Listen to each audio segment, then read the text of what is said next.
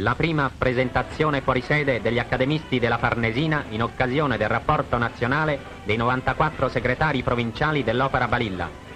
Il sottosegretario di Stato all'Educazione Fisica, Sua Eccellenza Renato Ricci, presenzia il magnifico saggio al quale hanno concorso anche alcune migliaia di balille delle scuole milanesi.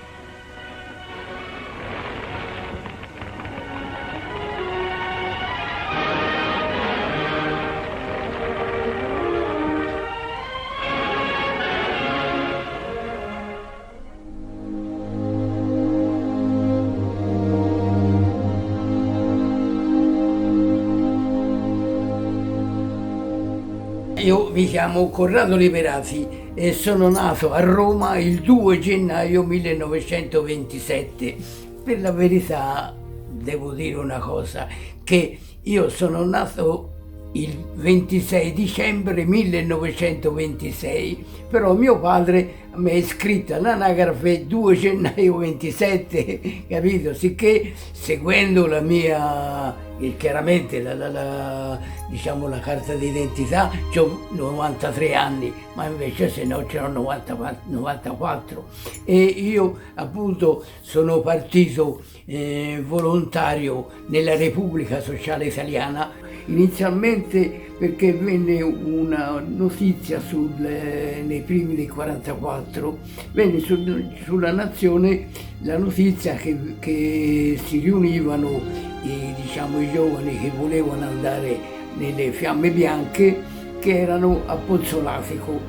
E allora io andai, mi ricordo, anche con mio fratello, e lì si iniziò a fare un certo addestramento. Poi di lì ci mandarono a Velodastico, nel Vicentino, e lì ci fu un episodio piuttosto interessante per me, perché cosa accade? C'erano gli ufficiali e i sottufficiali che erano tutti quanti riuniti in una villa che era piuttosto lontana dal nostro accampamento, e noi si venne a sapere che sarebbero trascorsi, sarebbero passati dei partigiani lì, capito?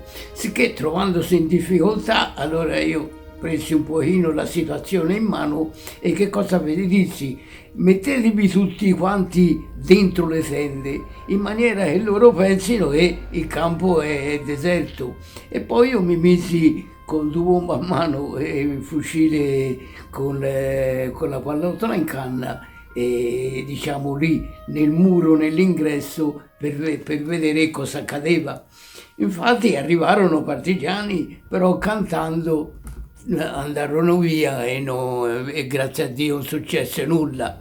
Sicché poi dopo arrivarono gli ufficiali e sottufficiali a cercare di riorganizzare la faccenda. Gli si raccontò cosa era successo e a me mi promossero allora sergente per meriti di guerra, capito? E la documentazione che sono stato promosso diciamo sergente per meriti di guerra. Poi dopo nell'agosto il reparto si sciolse, e siccome io avevo due cugini che erano arruolati nel battaglione Goffredo Mameli nei Bersaglieri, e allora io partii e entrai appunto a far parte del battaglione Mameli, che ha combattuto prima nel settembre qui nella frontiera verso l'Emilia, e poi si andò nel marzo del 45, partimmo per la Garfagnana al fronte, e lì noi abbiamo avuto dei combattimenti piuttosto duri, capito?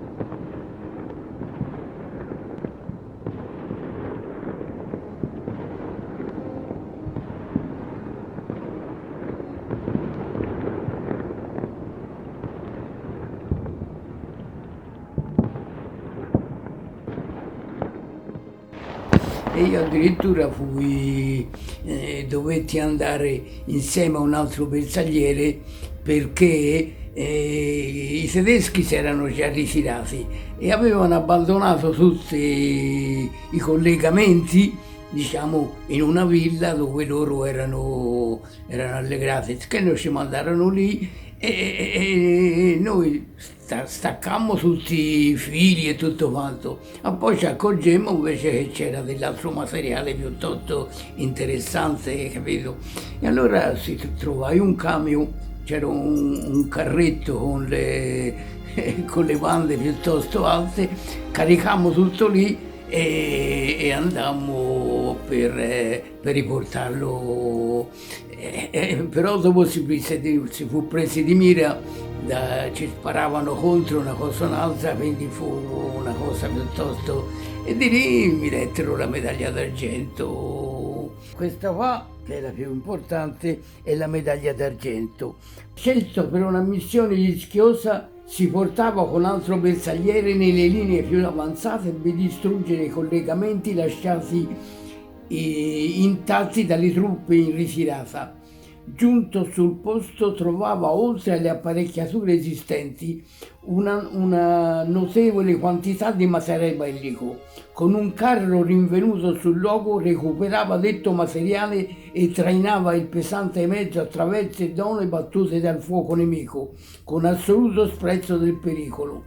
Sublime esempio di ordine e di ardire e di coraggio.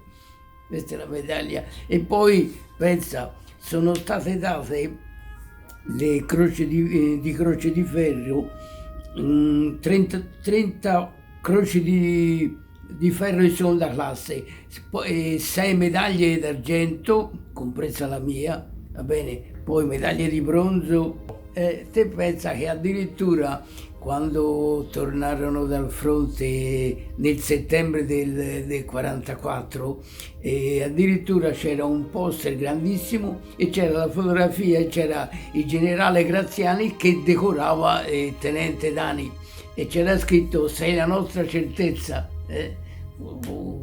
Poi si passò per Milano, ci fecero una festa grandissima, che poi appunto le cose strane della vita.